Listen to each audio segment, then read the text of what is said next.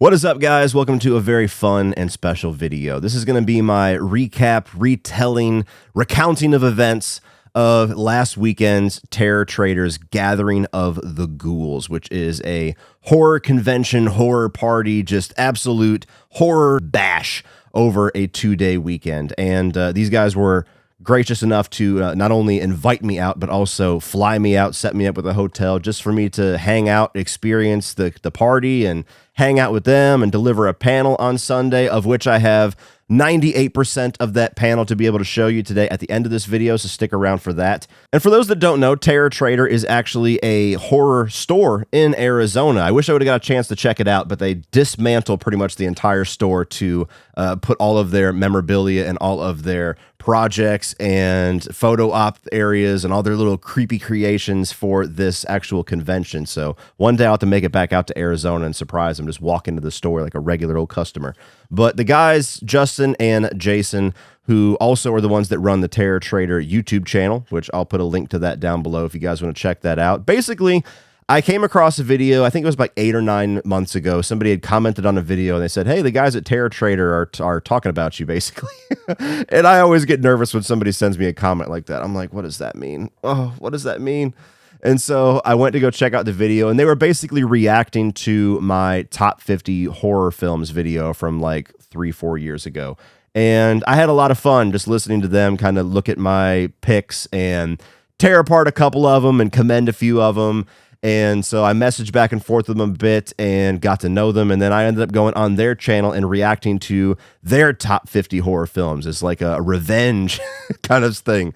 So we very quickly became friends, and they were kind enough to fly me out and set me up with a hotel just so I could hang out for the weekend and experience the Gathering of the Ghouls madness. Now, the guys themselves also did a recap from their perspective, which is definitely worth checking out. I'll put a link to that up here as the people who are behind the scenes running it and having a lot more business conversations and business stories. So definitely check out that recap when you're done here. I go up to this room and I'm like, well, let's see how this works out.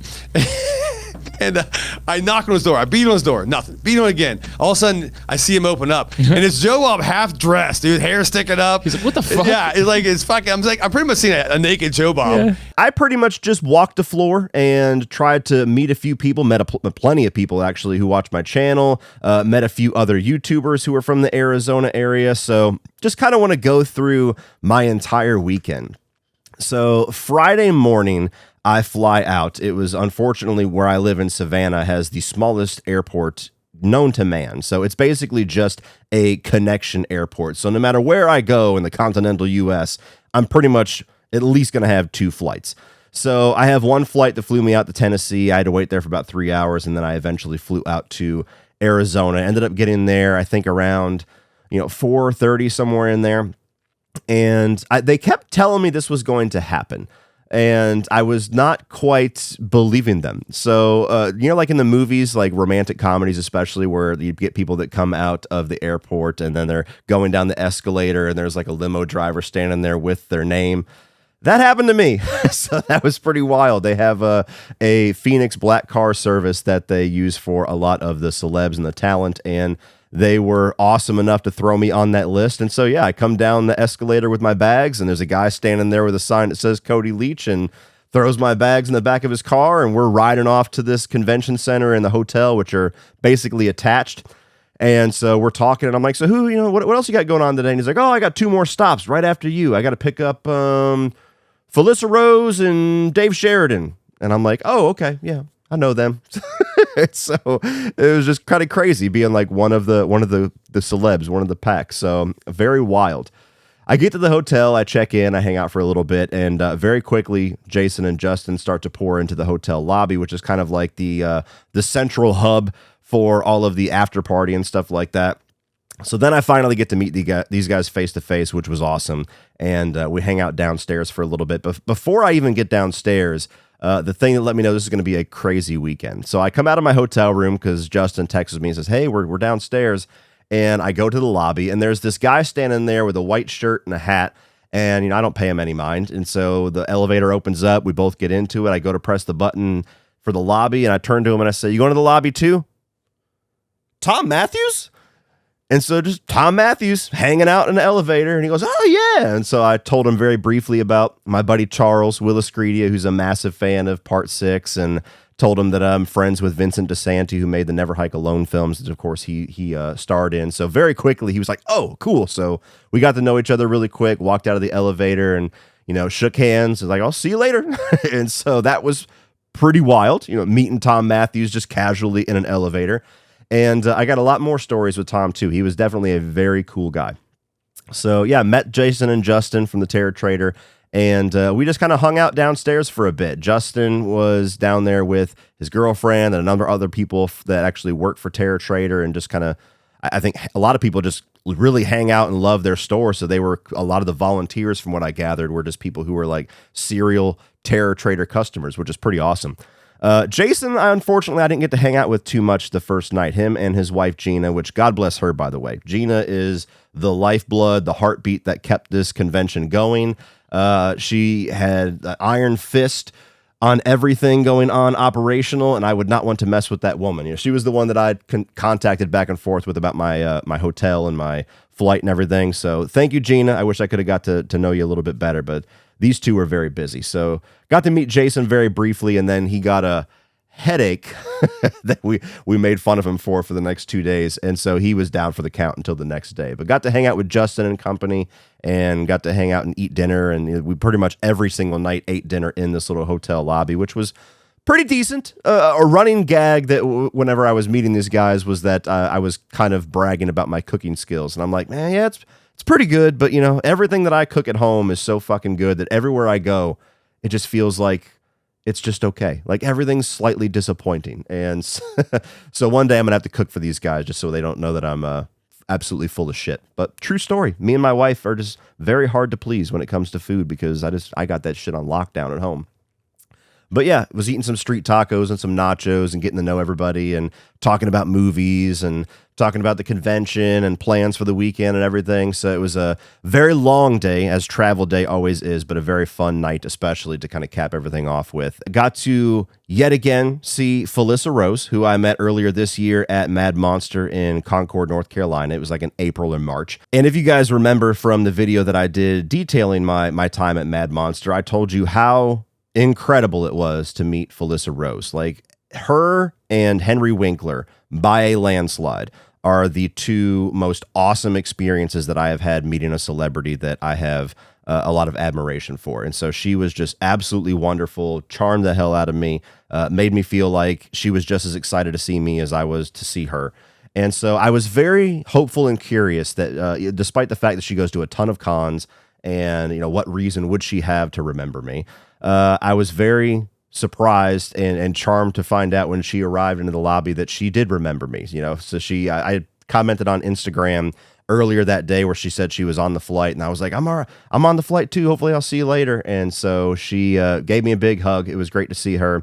And then I met Dave Sheridan as well, who you guys know as Doofy from the Scary Movie. And so they went up, packed, came down, hung out with us for a little bit. Most of us were pretty spent, so it was only like 30, 40 minutes that we were hanging out before we were done for the night. But what was fun about this was that they were asking me about their new movie Stream, which had just released in theaters 2 days prior to that. And they had not had a chance to see it yet. So we got into that conversation. I was kind of talking about my experience with it and some of my thoughts on it. And we were talking about the post-credit scenes, which I won't get into in case you guys haven't seen the film. But, Dave was talking about a scene with him that I must have been cut because I don't remember it from the film. But that was kind of neat to be able to talk to two of the stars of a film that I've seen before they've actually seen the final cut of it. It was very interesting. So that kind of capped off that first night there before everything got started the next day. Quick wardrobe change. My hair is driving me nuts, as well as the entire time I was in Arizona, it was driving me nuts, which is why I wore a hat damn near the entire weekend. So yes, day one starts, and the funny thing that kicked off day one was that, the hotel we were staying at, in the lobby, they of course offered some sort of breakfast, hot breakfast and muffins and, different baked goods. And when I was checking in, the woman had told me about it, but the way that she introduced it made it sound like it was included in the room. And most hotels that I've stayed at, it is included in the room, except for like the really premium breakfast where you're literally getting served by somebody. And so I was not really much, I didn't have much of an appetite. I'm not really much of a morning eater. especially the earlier that I get up, the less hungry that I am. And so I just grabbed a little muffin just to have something on my stomach. I was drinking a Monster, didn't want that to be the only thing that I had. So this muffin was literally this big. Like, it's like double the size of one of those little Entenmann's muffins you get at the grocery store. So I sit down, I take a couple of bites of it, and the bartender comes over and puts her hand on my shoulder, and she goes, "So $14.99 for the buffet?" And I was like, what? And so luckily she was cool. I was like, "Look, I swear to you, I did not know that it was a charge. Like, I thought when I checked in, she made it sound like it was included." Like, she was like, "Don't worry about it. I didn't see it." So I almost paid $14.99 for a muffin this big. But yeah, that set things off at an interesting note. Walk over and decided to explore the con a little bit. Wanted to walk around and see all the booths and kind of get the lay of the land. Went before the floodgates were opened. And so then I walk in to go towards where the lobby is, where everybody checks in. And just as I'm walking through, Cecil from the horror show starts to walk in at like 9 a.m. because he had a booth that was there. So for the first time, I got to meet Cecil in person. And I've known Cecil and the guys at the horror show for like 7 years at this point. So that was pretty cool. And I hung out with them quite a bit on day one. Day one was a very long day, and you can only see so much, especially when you get to see a lot of it before it even opens. And so there was a number of points throughout the day that I would kind of go hang out and regroup and talk shop with them and YouTube and various things. And I got to give a huge shout out to Cecil especially. So he was selling a lot of things for Dylan's New Nightmare, which you guys, if you're not familiar, is a Freddy fan film. You can check it out on his channel. And so whenever I go off on vacation or I go to a con, I always try to bring home something for my kids. My older two are a little harder to buy for, but my youngest is very easy to buy for. And so I was looking at the Rexes that he had, the recreations, the replicas of the T-Rex doll from Wes Craven's New Nightmare, and asking them how much they were. And I was debating, like, maybe they'll get that for Riley. I'm not sure. Eventually forgot about it entirely by the craziness of the last couple of days. But Cecil messaged me about a day or so after I got home, was like, "Hey, dude, like, what's your address? I'm going to send you one of these Rexes. I was going to give you one by the end of the con and then just forgot." So I have to give a huge shout out to him. He sent not only one, but he sent two. So he sent me the battle damaged one and sent my daughter the pristine Rex. And so cannot thank him enough for that. That was very generous on his part, especially for something that he sells. So this is very cool. This is going to be the newest addition to my studio somewhere in here, but especially for my youngest, Riley, seeing the smile on her face when I gave it to her was worth its weight in gold. So cannot thank you enough for that, sir. Huge shout out to him. And of course I got to meet Fuego at some point too. He kind of joined in at the busier part of the day, so I didn't get to interact with him as much as I did Cecil, but hung out with those guys quite a bit. And then sometime around noon, I got the biggest fucking headache that I have had in months. And I was like, oh my God, why now? Why today? Why here? What the fuck did I do? And so I'm just starting to get worried. The anxiety starts. It's like, what is it? Am I getting sick? Is this COVID? Is this just going to ruin my day? Like, what's happening? And so for about 2 hours, I would go back and forth from trying to walk it off on the floor to the little like celebrity private lunch room, break room that I had access to. And I would just kind of sit there and hold my head, close my eyes, put my arms around it, and, try to eat some like pretzels and drink like a soda, trying to think maybe I'm hungry. I don't know. Maybe I'm thirsty. You know how it is when you get a headache, you just try to take stabs at anything. Maybe I need to sit down. Maybe I need to take a nap. Maybe I need to eat something. Maybe I'm just fucked. And so, headache killed the middle section of the day for me, unfortunately. But luckily, right about the time that the Return of the Living Dead screening was starting at 2 p.m., it started to get better. It was still lingering, but it was much better. So I decided to join in on that, which I was actually really excited for, because you had Joe Bob Briggs was there as the big special guest. He was doing photo ops right before that too, but my head was pounding, and then it was over with before I even could muster up the strength to go do it. So I didn't get a chance to get a picture with Joe. But you had Joe Bob Briggs that was introing the film in his last drive-in style, which was a lot of fun. Then, of course, the movie was going to play in this theater room, in a room full of rowdy fans of the film. And then they were going to follow it up with a Q&A panel afterwards with 4 of the stars who were there: Linnea Quigley, Miguel Nunez Jr., Tom Matthews, and then Tarman himself, Alan Troutman. And this is a film that I had only seen once before, years ago, probably like 5-6 years ago. And I don't know if I just wasn't in the mood for it, or if I wasn't really prepared for what type of movie it was going to be, but it didn't really stick with me. It wasn't something that I really loved. And so I was really curious if seeing it in this context would would kind of make it click for me. You know, the experience of seeing a film certainly can make or break it. And I'm happy to say, seeing it with Joe Bob Briggs introing it in his signature style, seeing it in a room full of fans of the film who were laughing and cheering and clapping and shouting throughout the entire thing, and then followed up with a very fun panel. I genuinely had a great time seeing this film. Is there anybody who has not seen it? Oh.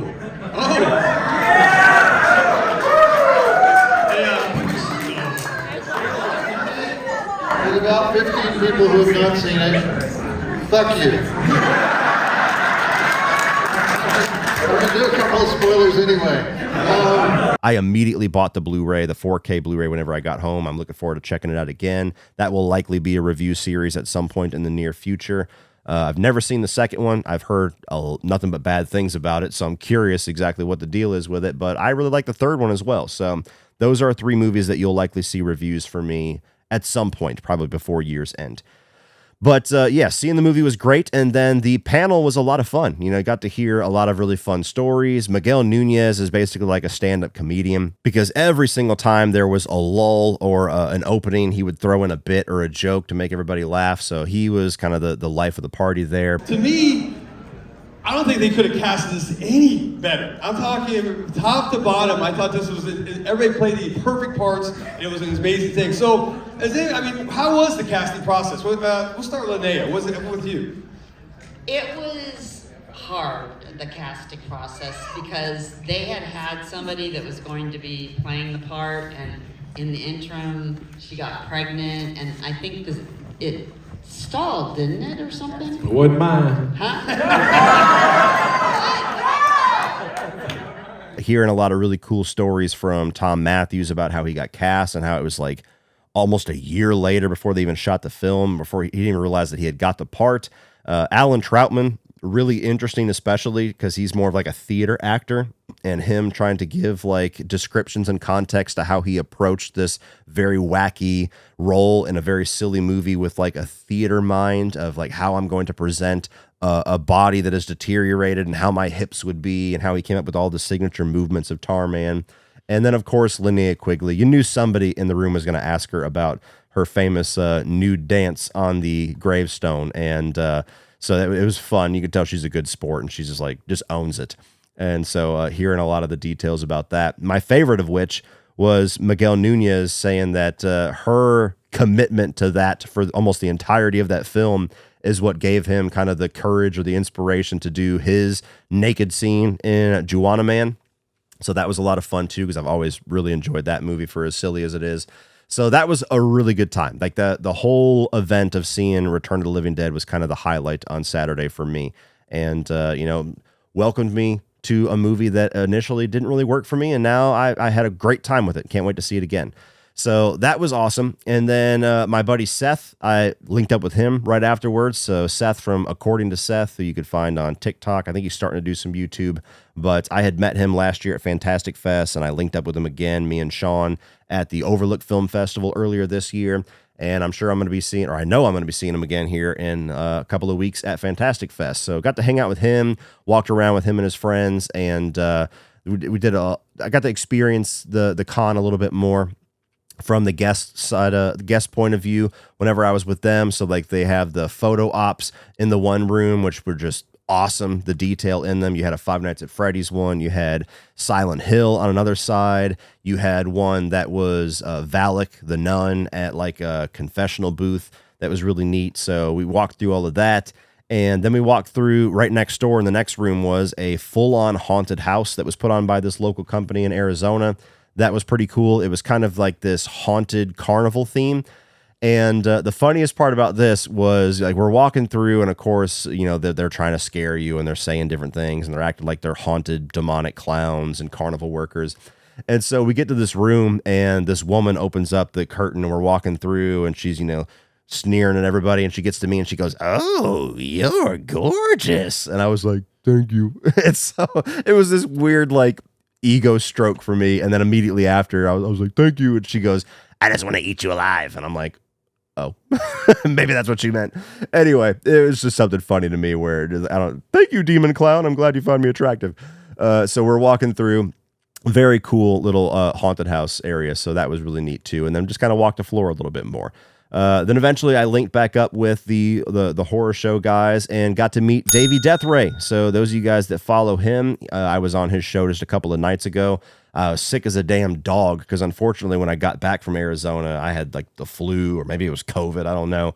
Got some kind of convention crud while I was there and was laid the fuck out for a few days. But I mustered up enough strength that night, did the live show with Davey, had a lot of fun talking about Rob Zombie's Halloween 2 and music and stuff. So I'll put a link to that video up here for you to check out. But it was one of the only times, maybe the only time, where I had already talked with somebody over DMs, had already scheduled a guest appearance on their channel, and then got to actually meet them in person and get a chance to know them before we do this collab and this live stream. So that was really cool. And Davey, we had a great time. You know, me and Davey, and then eventually Robert the Wolfman, who's also a member of Horror Show, came in. And for the most part, us three hung out the entire last half of that day, all the way through to like 1 a.m. So we had the after party at the end of the day where you had one section of the hotel that was reserved just for that, and then you had the lobby, and so people were kind of bouncing back and forth. I started at one and then ended up in the other, and for the most part, that whole night was me and Davey and Robert just hanging out at the bar and talking and music and horror movies and YouTube, and even politics came up at one point, and we were talking that, and you will never hear the context of that conversation unless you're a high-valued Patreon member. It's reserved for just the top tier.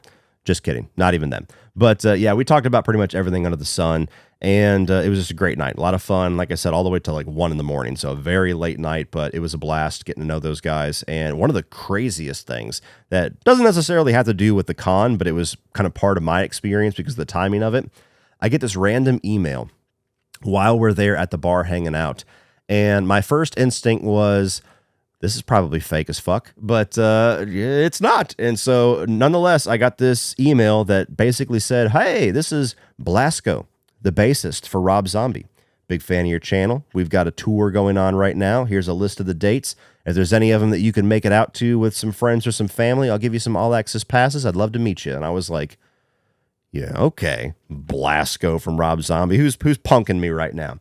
But in the email, he name-dropped another YouTuber that I knew. And so I was like, that's peculiar. Maybe I'll reach out to them and get to the bottom of this. So I reached out to them, and the next morning got a text back, and they said, yeah, I know Blasco. I'm friends with him, and I was talking about your channel last time we got together. It's legit. And so I was like, what the fuck? This is nuts. So started talking back and forth with Blasco, and yeah. Long story short, maybe too late, in a couple of weeks, actually the day right before Fantastic Fest starts, it lined up perfectly, almost like it was meant to be. Me, Uncle Sean, and T.O. Rudy from Gen X Reviews are going to drive out to Dallas, and we're going to check these guys out and get to go behind the scenes and meet them and hang out. And so you got Rob Zombie and Blasco and all his bandmates. You got Alice Cooper, who he's touring with, and then a couple other bands as well. Like Filter is one of them that I've always been a fan of as well. So that's fucking crazy. And so that was like one of the wildest parts of the night where we're just bullshitting at the bar, and I'm like, look what just happened. And so, yeah, I can't wait for that. I mean, I've seen Rob Zombie a couple of times, not with Blasco. I think he just recently got back with him. He was one of his original bassists, on the first couple of albums, which are certainly my favorites. So very, very cool to be able to see these guys again, because him and his bandmates always put on an awesome show. Alice Cooper was my first concert ever when I was 10, and he was basically my gateway drug into rock and metal. So if I get a chance to meet him too, that's going to be fucking nuts. But yeah, I am so looking forward to that. Been talking with Blasco a little bit here and there, and can't wait to meet him. Can't wait to hang out with everybody and see what's likely to be an awesome show here in a couple of weeks. So, whew, talk about unexpected awesomeness. But yeah, that certainly was that capped off my day one with a big bang. Then we go to day two, and day two we started a little bit later, or at least I did anyway. I wasn't as gung-ho about getting there just as the doors were opening, but got there right about the time that the VIPs started to come in. Wasn't nearly as busy on day two. Luckily, there was a lot more room to breathe, a lot more relaxing. Day one was just monstrous. Thousands of people. Like, they had kind of told me a little bit about it, Jason and Justin, about how they're already kind of looking to maybe expand to an even bigger convention area, because the venue is was basically at max. They had to stop ticket sales. And so it was literally shoulder to shoulder all day on Saturday, which was crazy. And so Sunday, much more relaxed. I get there, and this was the one opportunity that I took to meet a couple of the celebs. If I had one thing that I missed out on, that I was a little disappointed in myself for the weekend, was that I didn't take near as much time to meet some of the celebs that were there, because I had foolishly assumed that after they had spent an entire day meeting people from sunup to sundown, that they would immediately go and shower and clean up and then come back down and hang out with all of us afterwards. And it was not the case. Should have had a little bit more common sense and thinking, yeah, after a day like that, they probably want to unwind and go do their own thing, which pretty much all of them did. I think Miguel Nunez was the only one who was like actively hanging out pretty much the entire night in the lobby. But yeah, so a detail from day one that I forgot to mention was that at one point, after, I think it was when I was going up to get changed and cleaned up for the after party after the day had stopped, I had went to get off the elevator on my floor, and Tom Matthews and Brett Wagner were getting onto the elevator, and he saw me and he goes, "Hey, did you see Return of the Living Dead? Were you in the room? Were you hanging out?" And so I was talking with Tom Matthews and Brett about the movie a little bit. We started talking about the third one, like the blockbuster days where you would pick movies based off of the cover, which is what I always associate with the cover of the third one, and talk briefly about the second film.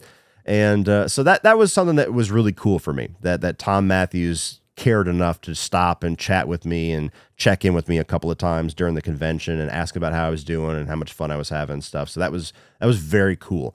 And so because of that, whenever it was much more calm and I saw a number of the celebrities kind of quietly setting up their table and getting settled for the day, I went up to Tom's table first and talked with him a little bit more about, Never Hike Alone and things like that. Vince had told me to ask him about Ozzy, so he was telling me some Ozzy stories, and got a couple of pictures with him.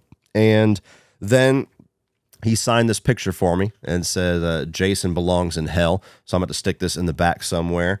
And so shook his hand, told him it was a pleasure to meet him and everything like that. And so, yeah, Tom Matthews was a very cool guy. I had a very good time meeting him. He's absolutely worth walking up to if you ever see him at a con. He's a very cool guy.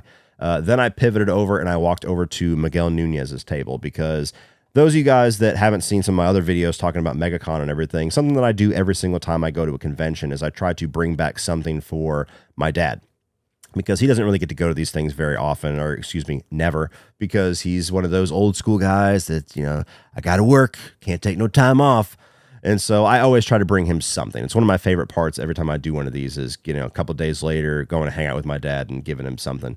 So of all the people that were there, my dad's not nearly into horror as I am, so he really only recognized Miguel Nunez from Juana Man, because we've always enjoyed that movie, and then, of course, Thin Line Between Love and Hate. And so I walked up to Miguel, shook his hand, met him a little bit, and told him that he was doing this for my dad. I always bring him a little present, and so whenever I told my dad who I was going to be hanging out with at this con, I told him his name, and he goes, "Oh, you're going to meet Chicken Man?" And so he went, "Oh, he knows that one," referencing his character from Thin Line Between Love and Hate. And so, yeah, I got him to sign a picture of Juana Man, like a picture right here of my dad holding it. And so that was really cool. And took a couple pictures with him. Just a really fun guy. If you're ever at a con where he's there, he's definitely going to be the life of the party, no matter who else is there. So very cool. And he actually gave me a hug the next morning right before I got onto my back into the black car to go to the airport to go home. So he was sitting out there waiting on his ride, and mine was scheduled for the same exact time, and mine came first. So I walked out just as it had pulled up, and so he went to go I went to go shake his hand, and he went to give me a fist bump, and then I changed up and he changed up, and so eventually we were just like, fuck it. And so we just hugged and talked about Savannah a little bit as I was loading the luggage into the car. And he says that he comes there all the time. So that was very cool. He was a very friendly guy too. So, he was the one that kind of saw me off at the end of the convention. But day 2 is actually when I had my panel. And so I was doing a panel for about 45 minutes talking about how to build and grow a YouTube channel. And I had planned on doing it similar to how me and Uncle Sean and a number of others have done it over the last couple of years at MegaCon. And Jason, who was going to be moderating it, he kind of changed it up a little bit, and he wanted to do it more interview style, which was certainly okay with me because it took a lot of the pressure off of having to stay on track and guide the entire thing. I could just kind of sit there and kind of be in the passenger seat a little bit. So it went great. 45 minutes flew by like it was 10 minutes. Had about a half full theater in the same room that we saw Return of the Living Dead. I can only imagine how packed it would have been if it was on Saturday. But a ton of people came out who were prospective YouTubers who hadn't started their channel yet, or people that did have a channel, but they were kind of trying to figure out the ins and outs of it. A number of people came just because, I was there and they wanted to meet me. So that was really cool. It was a lot of fun. And I have to give a huge, huge shout out to Chelsea Brooke. So this is the lady who filmed the entire panel, and all the footage you're going to be seeing of this at the end of the video was actually filmed by her on her cell phone. So I had completely spaced bringing some kind of a tripod or something so I could set up on stage and record the panel. And so I had noticed throughout the panel that she was holding her phone up pretty much the entire time. And I had meant to ask her at the panel, but then totally just kind of got caught up meeting everybody and shaking hands and everything like that. And hanging out with Seth. Seth came back for day 2. But luckily, Terror Trader had a picture that she was in the background on their Instagram story, and they had tagged her. And I was like, ooh. So I reached out to her on Instagram, and very grateful. She was so awesome. She had filmed basically 99% of it. Literally the only spot that was missed was just the intro of me walking out. And so basically the entire panel, all the questions, everything is going to be here just because of this woman. And she had sent it to me, and it was just awesome. So thank you so much to Chelsea. She has not started her YouTube channel yet, but I'm hoping that if nothing else, the panel has encouraged her to start it soon. But she does have Instagram and TikTok, so I'll also put her links down below, so please check her out. But thank you so much to Chelsea. She's responsible for all the footage of my panel, which I'm glad I'm able to share with all of you guys who were not able to make it. But the panel went great. Also got to hang out with Seth a little longer, sat and had lunch with him right after the panel. And then we went back in for the last panel of the day, who was Fear Frontier. And that was really cool. It was some people that do ghost tours, like cave tours in Arizona, in an actual haunted town. I think it was called Gold's Field. I might be fucking that up. But yes, so that was really cool, interesting, hearing these little spooky tales and spooky stories. And they had like this little haunted miners outfit that they brought out. And so got to chat with them a little bit after the panel as well. Oddly enough, 2 of them were at my panel, so they recognized me whenever I stood up, and they were like on the mic, like, hey, it's Cody, awesome YouTube channel. And so that was kind of like, oh shit, hey everybody, what's up? So it was a really cool panel. I'll put a link to their YouTube channel down below as well for you to check out. But that was the last panel of the entire convention. It was a lot of fun. Hung out with Seth a little bit longer, and then as the convention wrapped up for the day, it was pretty much all goodbyes, saying goodbye to Cecil and Fuego, and all the celebrities, as I feared, were pretty much packing up and immediately leaving town after the convention. So again, missed an opportunity to meet a number of them, which is a shame, but I'm sure I'll have an opportunity to meet them in the future. But tried to help the guys out a little bit. There was a ton of stuff to clean up, and they only had a limited amount of time to clean it. But tried to put in some work and help them along with that. And then went to go talk with my kids very briefly before they went to bed, because there was a 3-hour time gap. And then we got to just kind of have dinner and hang out and quietly enjoy the end of Gathering of the Ghouls. So me and Justin and a number of the people, basically the same crowd that I hung out with day 1 in the lobby before everything got started, got to kind of hang out and recap and talk about the con and what we thought of it and how crazy it was, and tell some of the stories. And got to give a shout out to Riley as well, who is a Terror Trader employee. This poor guy was kind of the blunt end of a joke with everybody for the entire weekend. There was this running gag that I hated him. Like every time he came around, like he was just annoying me or something. And so I kept telling him it was a joke, but I would also play into it. So I'm not sure if he completely believed it or not, or he'd be around and it's just like, why are you here? So if there's nothing that's better than a running gag throughout the weekend, it's somebody who's a good sport. So shout out to Riley. He's a good guy. But that was a lot of fun too, kind of messing with him every now and again. I picked up that basically everybody that worked at Terror Trader kind of was in on this joke, and so I just kind of played into it here and there. But that was a lot of fun, seeing everybody one last time, having some dinner, and just chilling out for a little while. But we were all beat, so all of us retired back to our hotel rooms pretty early, and then the rest pretty much is the end of it, just flying back to Georgia, getting sick for a couple of days. But yes, had an absolute blast cannot thank these guys enough for flying me out and taking care of me. Gina and everybody for arranging everything and talking with me and getting everything set up.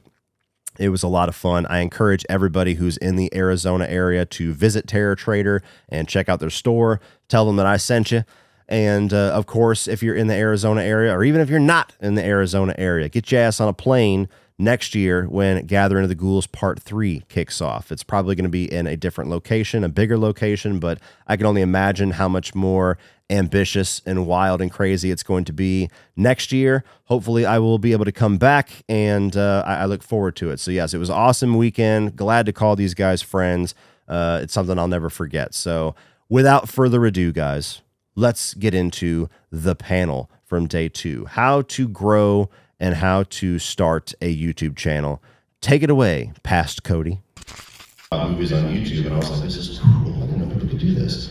And so I just had this generic little Hewlett-Packard laptop, a little horrible built-in camera. And so I did like probably 4 or 5 videos back in 2009 that nobody saw. And it's just me on a couch with the laptop on my lap, probably catty-cornered. Like, have you ever opened your cell phone, like the camera app, and it's accidentally on selfie mode and you get like that horrible double chin angle? That was all my content in 2009. And so I did that for a little while. I think the last video I did was the Nightmare on Elm Street remake. Yeah. Maybe that's why I stopped. I was just crushed. But I went away for a bit. And then somewhere around 2013, 2014, I started to do some music content, and then got busy working. And then 2016, I was doing construction work, and so I was driving probably 4, 5, 6 hours a day, and I was listening to a lot of podcasts, and I was like, I'm gonna join in on the conversation. Like I kept yelling at the radio, like wanting to get my thoughts in there. And so I started with like a little desk microphone doing a podcast, and within 2 months I wanted to start doing video stuff, but I just never really, I was intimidated with the video editing, I was intimidated with shooting, being on camera, and then I went to a date night with my wife to see this movie Sausage Party. I like and so I see this movie about cartoon groceries getting mutilated and having an orgy, and I said, this is the one. It's time. And so that weekend I ordered a camera, I ordered a tripod, and filmed it. It's a 4-minute video, it's still on my channel, and locked myself in my bedroom for that entire Saturday trying to figure out how to edit this video. So there was like 19 different versions that had like the wrong aspect ratio, and I didn't like it, and so that was kind of how it all started. Wow. Yeah, and I think that we've all, those who've made videos, and Seth, here's another one. Hey, Seth, let's go. You look back at your very first videos, even like with us in the Creepcast with Justin and I, in fact, Justin just popped in here. We were horrible. Justin was like, for a guy that's been on stage and done music and all that stuff, he really sucked, So I blame it on him. No, but I think it's where people would delete those. Is that still on your channel? The Sausage Party, is that still on there? It's still there. Okay. It's still there. I love that, because I think it shows your milestones, your growth patterns, and all that stuff. Because a lot of people, like me, I thought, look at some of my old videos, not that they got any love anyway. I'm like, just delete that, no one sees that, or whatever. But I think leaving those on is the thing, right? In other words, trying to be that big production value and all that stuff, being the best, this and that. I think being organic like this and people seeing like, oh, look what Cody started, he's talking about, food didn't have orgies or whatever, and it was like until what you come to now, so that's very, I love that, But okay, you did Sausage Party, you started picking on, did you get hit by the bug on that? You're like, let's go, keep making? It was really interesting, because like I did Sausage Party in front of like my Blu-ray shelf, and then the very next video I did, I was like, I want a green screen. Like it was the dumbest idea ever, because it just took what was already really difficult. It took me hours to do a 4-minute video, and now made it even more difficult. And so I bought this monstrous green screen. It was like damn near the size of this. Wow. And it was like, wife, this is probably going to stay behind our dining room table, but just trust me, it's going to go somewhere. And so, yeah, literally in our apartment behind our dining room table was our green screen that I said I was going to take it down when I was done and never did. Yeah. So that I did I kind of made the classic mistake of trying to do everything. So every type of channel that I watched on YouTube, I was like, I'm gonna do a version of that. I'm gonna have the channel that has movie reviews and TV show wrap-up shows. I'm gonna do movie news shows and video game news shows, and I'll talk about music, and everybody that likes anything will come to my channel. Don't do that. Because one thing you'll learn about as far as like growing on YouTube, it's very important to niche down to a certain degree. And we'll get into like horror and everything. That ended up being where I chose to go. But to give a food analogy, it's like having a restaurant where somebody really loves your burgers, but you only serve them on Thursdays. And so all the other days of the week, you're doing all this other stuff. And even though it might be great, they're like, I come to you for the horror content, and you're over here talking about, DIYs. And so, you definitely want to niche down. That's something that I learned within probably 6 months. Yeah, that was one of my questions I had for you. It's like, when when did you find that was like the horror? You do branch every once in a while. Still, I see a little bit of a branch out, and it's still pop culture and whatnot. But the horror thing seems to be doing really well, and obviously, but it's how long it took me a little while to figure it out. And was it just one video that popped for you? You're like, okay, wait, we were actually more interested in this than my, how to make a, sandbox or something. Yeah, so when I first started, I struggled to get numbers beyond like me and my parents. You do that thing where you refresh for like an hour, and you're like, I got 7 views, I got 8. And so I would do things like I just described. I'd have a movie news show, I would have a TV news show, I would do video game stuff. And when I was working construction, I would do a lot of work inside my truck, so it kind of worked out. I would literally sit doing a test where I would just watch water float into a hole for 3 hours at a time, and I would sit over here and edit, getting paid to do it. And so it would take me like 8-10 hours to do these videos that were getting 7-12 views. And then kind of randomly, I was like, I've always loved horror, and all my life I always felt like nobody ever really did. Right. I never really had anybody to talk about that with, and so I put out a video that is also still on my channel where I just asked everybody, I was like, I want to do a horror review series between Nightmare on Elm Street, Friday the 13th, Halloween, Child's Play, all this, like, vote down below which one. And Freddy ended up winning, which ironically is my favorite. Sure. And so starting to do that, what I noticed was there was way more engagement in the comments. And that was interesting to me, because not only was there more engagement in general, it's like, well, people actually want to talk about what I'm talking about, but it was like the first time that I actually felt like the horror community. Yeah. And it was something I never experienced before, because all the way back into like grade school, you felt like the weird kid that watched Chuck. Sure. Everybody else was watching all the mainstream stuff. And so that was kind of the bug for me, was like, oh, I can talk about this stuff that I've like held inside for 30 years. Yes. And then, so, okay, which is awesome. And you find that part right there. My thing is on that was, do you find that higher production value, lower production value, doesn't matter? You know what I'm saying? Because I watch some people, they'll just do a selfie walking down the street, and then they're getting millions of views, and all that stuff. And so you look at sometimes, like, once again, when we build sets, and I look at your setup, and it's very nice, by the way. You got backlighting, and once again, it looks very professional. Is that necessary, though? Is that necessary, or is it what's coming out your mouth is what people want to give a shit about? It's actually, most people would be surprised how easy it is to start a YouTube channel that's actually worth a damn. Be like, everybody in this room has everything you need right now, and it's this. Yeah. Like when I started, they weren't even this good. And nowadays, like they're 4K, they have good sound. You can get a microphone. Sound is way more important than video, by the way. Like, how many videos have you clicked on where the video looks great, but and then you cut off of it? Versus if it sounds good, versus if it sounds good, but it's 720p, you're like, I'll tolerate it. But production value, as far as just having pretty good video with good sound, that's really it to start. Obviously, you want to grow, you want to like have a decent set, you can build over time, but as long as you have good sound and you have something to say. Sure. And of course, it's changed with the TikTok thing, where now, like you said, it's no production value. It's walking down the street with the wind, and who cares, as long as it's funny. Sure, share. Yeah. Justin, what's up? Question? Yes. Cool. Yeah. So, first of all, big fan. Big fan. 2 more questions if I can. Yes. One, can you set aside some weekly time so that you can make Jason and I's channel wildly successful? As it is. I like this plan earlier. Great question, by the way. We want to be world famous. And number two, from the few shows you've done with us, who's got the worst taste in movies? Myself or Jason? Oh man. I don't remember we flew out here. I don't remember, but I can tell you what my first thought was when I saw the thumbnail. So I first got introduced to these guys because they did a reaction to my top 50 horror films, and somebody, once in a while it'll happen, somebody will drop a comment in a random video and they're like, you should probably click on this, someone's talking about you. I'm like, fuck. And so I go to this video and the thumbnail is, it's Justin smiling and it's Jason like, and I'm like, oh, here we go. Oh, yeah, I know, I'm an idiot. My top 50 sucks. I'm a fake horror fan. And I was pleasantly surprised, like, how fun it was to listen to it. I was outside doing yard work, and I was like, these guys are actually cool.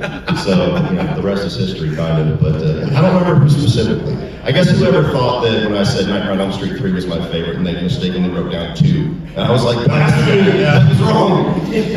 The best part about that, it was very fun. So I remember we were working at the store, and it was a busy day. I think it was an event day, and I look at my phone, like a DM, and I always see this Cody Leach, and it says, I see the words douchebag. I'm like, oh no, we missed it off. and then I read it, and like, hey man, I don't mean to be a douchebag, but you guys, that was a good show, or whatever. He said something like that. He goes, let's collab one day. And I was like, that's right, So, and I think that's kind of cool and I don't know how many collabs you do on your channels. I mean, I've seen a lot of stuff like that. But you feel that when, even regardless of the size of the channel, but when you jump on together and do maybe a show or something, does that, it's got to help a little bit, right? Spider out to a new fan and all that. I know it helped us, obviously, but for you, even though we have a micro, amount of people that can compare to you, but I guess another fan, another subscriber doesn't matter, right? No matter where it comes from, Yeah, that's something that's actually really important to me. So a couple of years ago, I've told this story before. So I saw, I think it was on Twitter, and I don't remember what YouTube channel it was, but it was somebody with multi-million subscribers, and they were being interviewed, and they said, what is an underrated YouTube channel that you can shine a spotlight on? Do you want to guess what their answer was? Dead Meat. Of course. And so my confusion, I'm like, the guy with 6 million subscribers is underrated? Like, not saying that anything about Dead Meat is great, but I was like, you could have spotlighted anybody, and you gave it to one guy that doesn't need help. Yeah. So ever since that was something that kind of threw a switch with me where I was like, this needs to change, and I kind of, if anybody's going to do it, I'll do it. So I tried to actively this year especially, tried to guest on a lot of channels. And I don't look at subscriber count, it doesn't matter. Like if they message me, if I have the time, if they have a cool idea, I like to show up on other people's channels because nobody ever did that for me. Sure. So I like having conversations with up-and-comers, with smaller channels, with new channels, and I know they always, it seems to mean the world to them that I even responded, let alone show up. And I just remember, I put myself in the spot of like, what would that do for me if I reached out to somebody that I watched and got them to be on my channel back when I was, sucking wind with my first 6 months. And so that's something that I like to do a lot. How did it, so you started dropping videos. From that point, you're working in your truck, doing construction. When was the, how long did it take versus I'm just going right to your point, you said, I'm going to do this full time. What was that time period? That was 5 years in. Okay. So I had stopped doing construction. I started working for this company, Gulfstream, that makes jets for rich people, basically. And so I was working 10-hour minimum days, then doing YouTube at night, father of 3, life was rough. And so the job got to a point where it was just so mentally, physically, emotionally draining, where there was like a month where I was just like this shell of a person, coming home, depressed to go to bed, knowing I'd have to wake up and go to this place, wake up with an attitude, come home, not really want to be around the family, which is terrible. Right. And I knew something had to shake, but it's terrifying when you're a husband, especially a father, when any kind of big change is not just affecting you, and so you're ultra meticulous about whatever moves you make. And I had built a channel up to a point where I knew if I could donate the amount of time that I spend at this job that I'm clocking in and out of to that, I might be able to be really successful with it. But it was just a matter of rolling the dice on it. And so for about 2 weeks, I finally had this realization. I'm like, I really don't want to go apply anywhere else. I don't want to work for somebody else. I don't want to clock into somebody else's clock. And so I'm trying to pitch in my head how I'm going to ask my wife, do you mind if I quit and talk about movies all day? And so I'm going over this in my head, and I always have to give my wife credit for this. So like one night comes where again I'm like a shell, and she literally just blurts out. She's like, "Just quit your fucking job and do YouTube. Like this is what you need to do." Nice. And so I was like, "All right, well, I mean, it's your idea if it fails." And so that was it. Like that, she told me that, and literally the next morning, 5 a.m. They're giving us our little breakdown for the day. Like, all right, guys, this is what we're gonna do. Have a good day. And anybody got any questions? Yeah, Albert, you got 5 minutes? And I put in my notice that day. Wow. And so 2 weeks later, I announced that I was full time. It was perfect timing because Halloween Kills was coming out. Sure. And I knew that that would be something that I could kind of build off of. Maybe it was Halloween Ends, I can't remember. But it was spooky season, which is like Super Bowl season for me. Right. And so that went really well. And then now 3 years later, I've seen, nothing but growth. Hey, there you go. No, that's which is rad. So I think it's a marathon, right? It's not a sprint, and that's why success is not overnight, obviously. And I think it's why a lot of people try and fail, because after 6 months to a year, I'm still at 500. Say 600, whatever, subscribers. It's not obviously not paying nothing, but it's like, so people are like, screw it, I'm done. But you got to power through, right? You got to continue, but then also improve yourself too, right? Better videos, better content, and all that stuff. So I imagine it was frightening to give up a full-time job, and then to just hope people watch your videos and all that stuff, right? Yeah, I mean, there were so many things about it. I mean, YouTube is as unpredictable as it gets. And like, they could literally say tomorrow, like, it's been a good ride, guys, we're not paying ads anymore, so thanks for the free content, and that's their choice, can't do anything about it. But more than anything, just the unpredictability of your income, because it's based off of your views, it's based, YouTube has ups and downs, there's holiday seasons and off times, just like anything else, where people aren't watching content as much. And so that scared the shit out of me the first year that I was full-time. I have a buddy of mine that was full-time for 2 years previous. And so Halloween season was kicking ass, and I was like, oh my God, I'm making so much more than I ever did, like this is great. And then January through April hits. And so like literally the income was like a third of what it was in the Halloween season. And so I call my buddy, I'm like, what the fuck? And he said, it's fine, it happens. Like every single year you just prepare for it. So luckily my big season is right before the lull, so I can always kind of tuck some money away. But that was the big one. That, of course, finding insurance is things that I used to take for granted. Sure. But yeah, the unpredictability of YouTube and so you mentioned your buddy. So I've taken another YouTuber out there that can, and so how was that, like mentoring you, right? To when you're stressed out, going, well, I guess I'll go back and digging ditches. Here we go, and then have them say, chill, relax, weather the storm. It's going to come back. Is that it had to be very important, right? To have somebody like that to help you out. Yeah, so it's my buddy Sean Chandler. If you guys aren't subscribed to him, Sean Chandler talks about. He's been full time for quite a bit, but. He actually, when I was thinking about going full time, he called me and talked to me for like 2 hours and was just kind of asking me questions like, have you thought about this? Have you prepared for this? And I had an answer for everything. And because I had an answer and I thought about all this stuff beforehand, he was like, no, you're ready. Really? It's because all the weird things that you take for granted, like insurance, like how you're gonna do this, and taxes, especially at the end of the year. I had already thought about all that. And so, he's been an awesome friend, and that's another thing that's really important when you're starting a YouTube channel is find people that are kind of coming up with you. They're around the same size, around the same upload time, and don't ever walk into it with the attitude of like everybody's competition. We all grow together, and so we've had a little core group of friends that I've stuck with, more so Sean than any of them, where we learn from each other. If we make a mistake, we do something in the video that doesn't work, we'll tell each other. If we find something that hits, we'll tell each other. If we find an idea that we can collab on, we'll do that. We go to film festivals together. Yeah. And so it's, career aside, I've made some of the best friends I've ever made in my life. That's awesome. Well, let's talk about content real quick.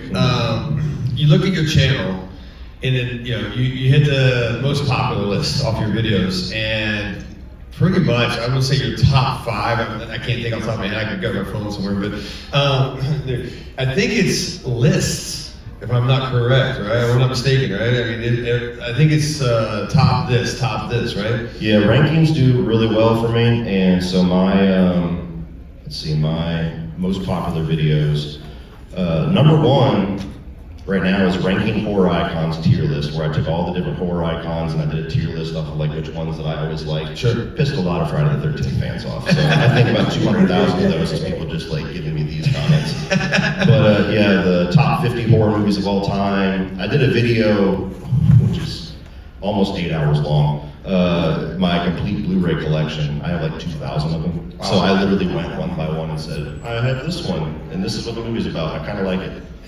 This is the next one, and it went through all 1,800 of them, and that's got 380K. Wow. And then the one that I'm most proud of, because it's a really big series on my channel, is the first 31 on 31 that I ever did. So when Halloween 2018 came out, I finished my Freddy review series. I did the Friday the 13th review series the year previous. And then I was building up for the hype for Halloween 2018. I reviewed all the previous Halloween films. And so I wanted to kind of celebrate the release of that and getting all that done. And so I had a couple of friends join me. I said, let's rank all 3 franchises together, like a showdown. Nice. And then I had one of my buddies who's like a marketing genius. He's like, did you realize that like we're doing this on Halloween, which is the 31st, and there's 31 of these movies? Like we could play with that. Right. So the credit of the name goes to him. But so every single year we do 1 or 2 of these called 31 on 31, where we pick a theme.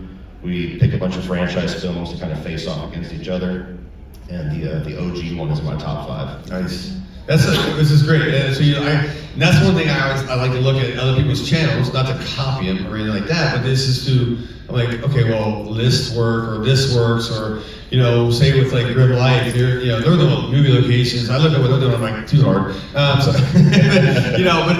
they built that over a decade and all that stuff, just like you're working as well. And so, do you feel like when you find your niche, like, hey, this thing's working?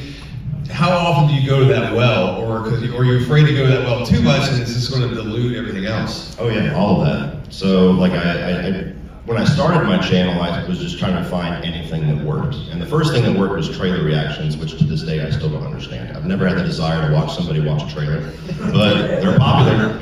And so I started doing those, and those were where all my views and subs were coming from. I was like, hell yeah. And then I realized very quickly, like, the people that sub for this don't watch any of my other shit. I don't understand why. Right. And so I kind of had to like retrain my channel, especially after I got into horror, where I started doing reviews, which is what I wanted to do. Right. And I literally had to like force the audience to know, like, this is where I'm going. So if you're watching me, this is what we're doing. And then slowly you start to see the audience show up for that. Right. And so then you get into rankings, and rankings are always popular because people love you get a lot of info out of them. You're talking about a dozen movies at once. Sure. And then I started getting into the tier list not too long ago, which was another thing that I was very stubborn about. I was like, so it's a ranking that you're not really committed to. I don't know what the appeal is with that. Right. And then I found my own little weird way to do it.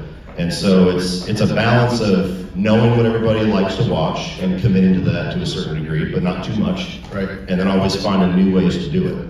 And it's difficult sometimes, and you'll always hit this spot, especially if you're full-time, where it's like, I'm gonna talk about Halloween again. And so there's a bit of like, creative like draining from it sometimes, but try to find new ways to do it. And that was you kind of walk right into is what I was trying to get into is burnout.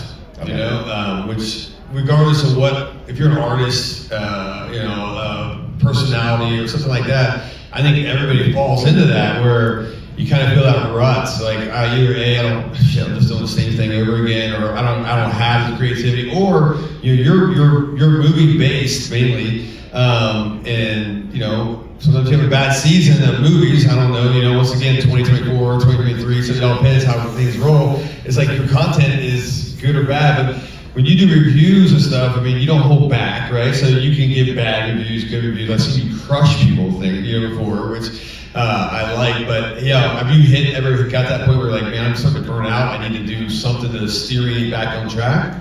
Yeah, so it's another thing that's kind of risky, because you'll see a lot of YouTube channels and TikTokers and everything where they find the thing that works and it's like, I'm just gonna do that. Like we all know the channels where it's 150 of the same thumbnails, like, do you really hate Brie Larson that much? Jesus Christ. But there's a lot of channels that find what works, they stick with it because it's just business. Sure. And I can't operate that way. Like there's the business side of it, of course, but I have to love what I'm doing. Right. And so I try to balance it where I do what I know is gonna perform well. Try my best to find some little spin to it where it's at least enjoyable, and most times I can. But But then I also do 1 or 2 for me. So like I've been terrible about the last 2 months being so busy where I couldn't do it. But for a while I've been doing like at least once a month, doing like a little hidden gem review. Nice. A video that I know is not going to perform well, but it's a movie that 90% of the people that watch this video are never have heard of before, and that's the most rewarding thing in the world for me. When somebody says, I watched this, I've never heard of it in my life, it's one of my favorites now, and it's because of this video. What about thumbnails? Is that, and once again, you know, you try to go down, that's a beauty, actually, I've probably, I don't know, bought Ferraris for people, because I've watched so many videos and I'm like, hey, do this for your thumbnails, you'll get 5,000 views, and then I do it, I get no views, you know, so how important is thumbnails? How important is the metadata, the stuff inside there, right? The description, the titles and all that, and your experiences. I know YouTube likes to keep this, they have like a magical cauldron or something, and they stir new stuff in it and it changes constantly, but in your opinion, let's just go those 3. Thumbnails, descriptions, and titles. How important are those to getting reach out there? The title and especially the thumbnail is so important because that's what's enticing people to click. Like it's literally a sales pitch. Yes. It's saying, I know there's millions of other videos, but this one's worth your time. And so it's something where you have to catch somebody's eye. You have to somewhat represent what you're talking about. Otherwise you go into the clickbait variety. Right. And it has to be aesthetically pleasing, which was very hard for me to learn. You know, I have like a metalhead sensibility, so I like all these dark, wild colors when I do it. And for the longest time, it never really dawned on me when I'm, you know, editing on this big screen, how that picture is going to look when it's on a phone this big, right?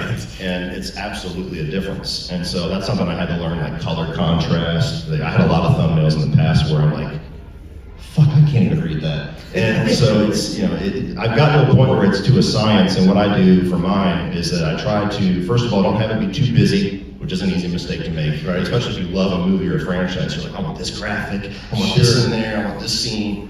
So keep it somewhat simple. Have yourself somewhere on the thumbnail. If you're gonna be a channel where you're gonna be the face of it.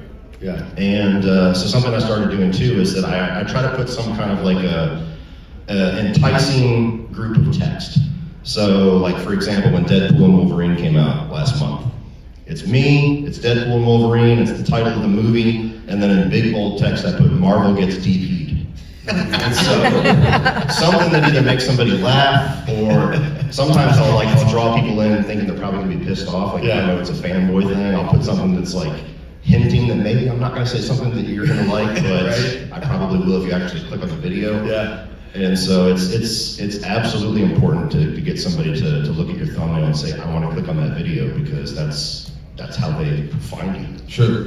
What about the title and description? Is that very important? Like, I mean, do you need to, so you're talking about, you said Wolverine and Deadpool, right? I mean, to kind of repeat that in your title and your description for those little, you know, the algorithm to pick it up, or what? The description, it might be super important, but I've always just kind of like, you know, Deadpool and Wolverine is the newest Marvel film, and, you know, I'll give a one sentence, like a brief little description of what I kind of thought about it. Sure. And then a hashtag or 2.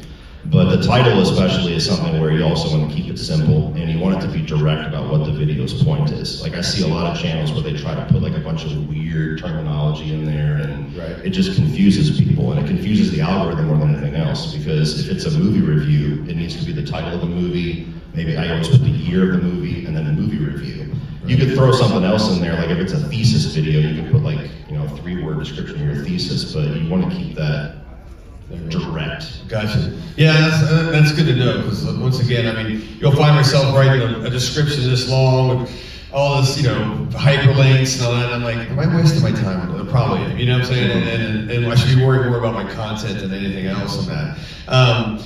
Okay, I always wonder about this, all right? When we did our video together, it was great.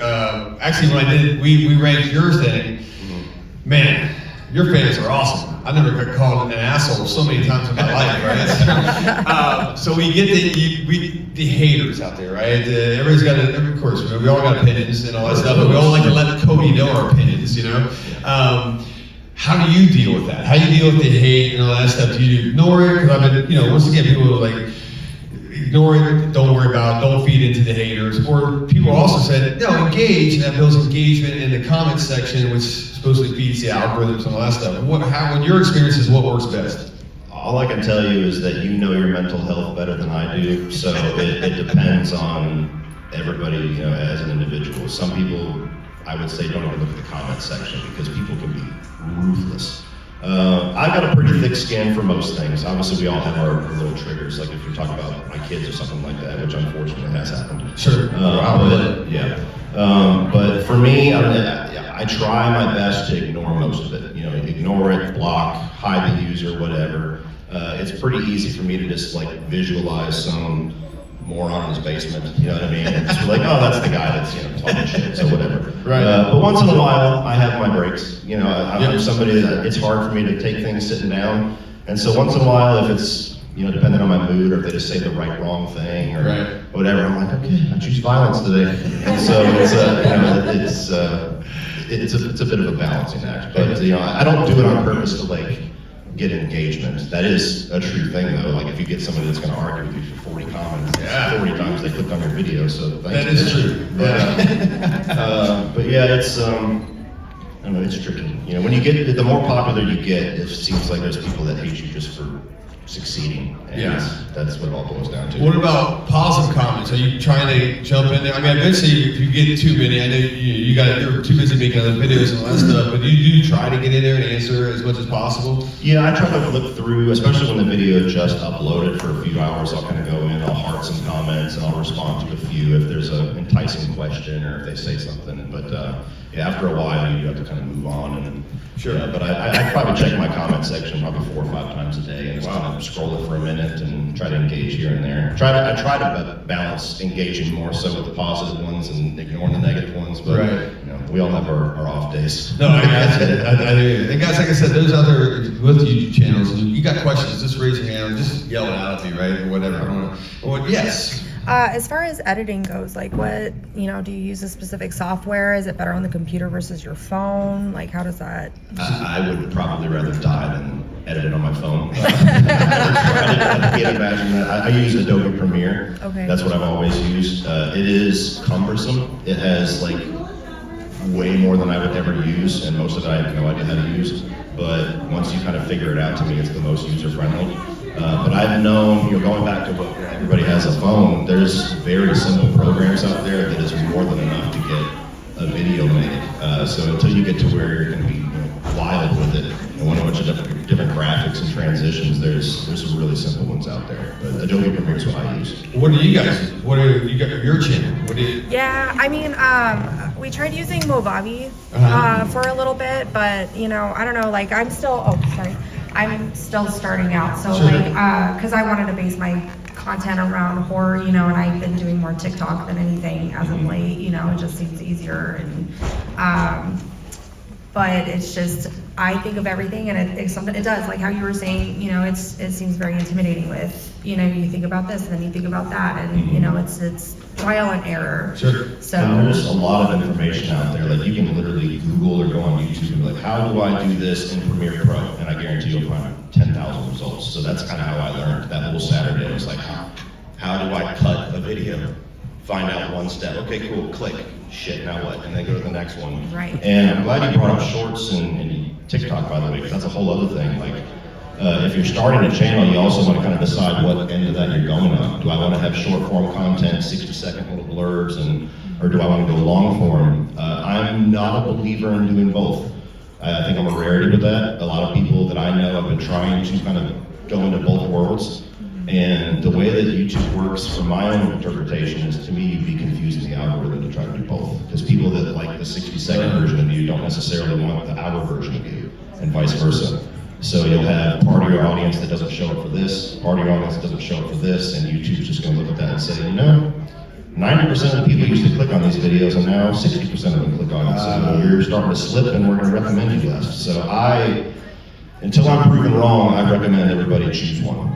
Really? Yeah. What about, you said TikTok though, different platform now. Do you do TikTok, or do you do like, or whatever, man? Funny enough, I kind of went viral on TikTok for a little bit there, by doing these little comedy skits just bitching about Gulfstream. So that was like my way of like getting my venting out. So I had these little skits that I would do where I was just being a smartass and like recreating actual scenarios at work. Yeah. And I had like 4 of them go into like 2-3 millions. Wow. But I wasn't accepted to the YouTube like creator where you actually make money until after they died off. And so I kind of lost the mojo for it. But I almost had a totally different avenue. I was just gonna bitch about work and have a whole other side of the internet. Yes. Oh, we can share mic here. It's like I'm pretty loud. I could probably yell. But, hi. I was curious about so you've made a career out of basically doing what you love or an interest that you have a lot of passion for. At a certain point, it probably feels like it's a job and you hate it. So how do you handle this hobby that you absolutely adore, but like it also is a job, you know what I mean? I'm sorry if I worded that. No, you worded it perfectly. And funny enough, that's something that I talk with people about a lot. Like the hardest part about becoming a full-time YouTuber, where I talk about what I love all day long, is that I've kind of lost my escape. Where I used to watch movies to get away from work and just kind of unwind, and now I have a hard time like tricking my brain into watching something and not having like the work mind of it. Like I don't just sit down and I'm like, I just want to watch Uncle Buck. And I sit down and I'm like, I got 2 hours, what do I need to watch for a Rincon? And it's hard for me to like flip that switch, but as far as the workload, it kind of goes back to the balance. Like just making sure that at least the majority of what I'm doing I still enjoy. And I haven't hit a spot where I haven't been able to do that yet. So as long as, there's always days, like especially with sponsorships, I run into that a lot where they have a deadline. And I'm like, I'm not really in the mood to talk about anything today, but I have to. Sure. And so I have to figure out something that I can at least muster up some enjoyment for, so I'm not like, you know, to me, I can tell when I'm not interested on camera, so I figure everybody else can. Just keeping those days to a minimum. Nice. Question back there? Yeah, you said that Sausage Party was a source of inspiration. Instead of Changed my life 8 years ago. So when can we expect the in-depth review of Sausage Party Utopia on your channel? How about that? You'd be surprised how many times I've been asked that question. Like, when's the sequel? I don't know. I have yet to watch it. I wasn't the biggest fan of Sausage Party, so it's kind of a weird place for me to start. But I think for just shits and giggles, I probably should talk about it at some point. Bring it all full circle. Let me ask you this before we start wrapping it up here. All right, you're at a level now. You're comfortable. You're doing this full time. Subscriber base keeps growing and growing. You know, for us, we're looking at you trying to get to that level. You're at a level. What are you looking at? I mean, what's your plans? What's your goals? How do you plan to evolve your channel to now double, triple, quadruple your subscriber count? It's funny, so when I hit 100K, that was like the first big milestone. Sure. That's where you get the little silver play button, and then you look at the next one, it's like 1 million. God. And so like the next goal is just so far up there. Yeah. For me right now, it's just like, when I first started, I was like, I'm just gonna quadruple down on everything I've already been doing. And then year 2, I tried to, you know, experiment a little bit. And then this year, it's really been focusing on just like maximizing what I can talk about with some of the new releases I really enjoy, and then balancing it with some of the stuff like the hidden gem reviews, and just trying to really focusing on that balance of what the people want, what I want to do, right? And networking. You know, trying to get to Fantastic Fest and other, you know, Overlook. Me and Seth were there earlier this year, and a few others. Oddly enough, it's kind of a crazy thing. So like last night, I got an email from Rob Zombie's bass player. And they're like, I love your channel, you want to come out to the show? I'm like, what the fuck? Is this real? So like, I don't know, I kind of want to lean into more of that. Like, who else watches my channel that I can go hang out with? So that's kind of a wild thing that I'm kind of pursuing this year. And then I really don't know, like, as far as a date, but like, I get asked a lot, like, do you ever want to like actually make a movie? And I'd like to write one. So I have a lot of ideas written down to eventually kind of write something. So I don't know when in the future that is, but that's kind of a short-term goal for me too. I love it. That's something you're not resting on your laurels. You're starting to just keep climbing and climbing and climbing. I mean, you're young, you can do this, right? That's good. So don't feel young. Yeah. I do have another question. Yeah. That way everybody else can hear you real quick. Yes, sir. So, because I know I had talked about how, it seems very overwhelming, especially getting started, right equipment, how to edit, things like that. How did you dumb it down to where it doesn't seem as overwhelming? Because I think that's my biggest issue is just doing it and getting started, because I look at the bigger picture and everything all at once, and then that's what I do. I get intimidated and then I just push it off. What helped me a lot early on is to focus on one side of what you're doing and just do a whole bunch of that in one day. So when I was trying to learn Photoshop, I literally made thumbnails for the next month of videos just to practice over and over and over again. And then so nowadays the version of that is do batch recording. So I don't always want to record and then sit down and edit for a couple of hours and then sit over and move to the next computer screen and do the thumbnail and then do all of the titles and So what I'll do is as much as I can, especially when I was working and doing it, is I would record 2-3 videos in one night. And then I could just kind of chip away at it throughout the rest of the week. I can edit a little bit, or I can edit one video and get the other one in the can, and then you can do the thumbnails. And that always helped me. It might not be for everybody, but the process of going from setting up the equipment, shooting, getting your video the way you want it, sitting down, editing it can be very tiresome sometimes because it's just I'm done. No, I'm not. Next step. If you just kind of focus on one at a time, that always helped me. Okay.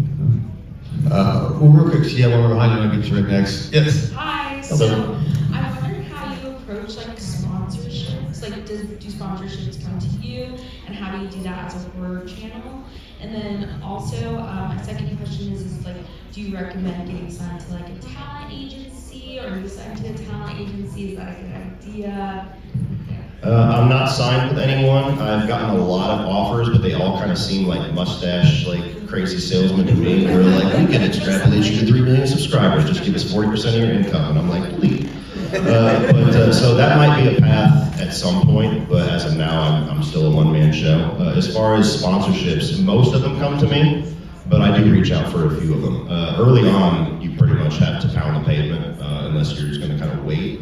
But I have probably 4 or 5 emails a day, 4 of which I don't even pay attention to because it's you want to review this hair dryer for Amazon? And I'm like, no, yes.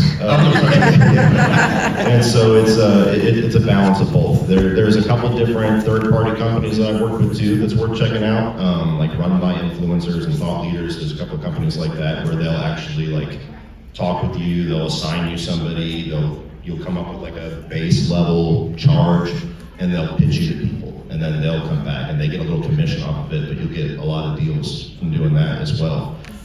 As far as being a horror channel, I've never really found that to be much of a blockade, surprisingly. And I've talked with a few people about it where their product seems very family friendly, and my content is not.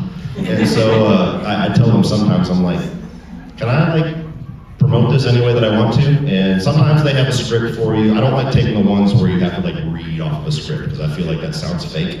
So I like the ones where I have more freedom. But for example, I had a sponsorship where it was literally men's underwear with a bunch of compartments. We'll just say that. And I was like, please tell me I can promote this any way that I want to. And they were like, yes.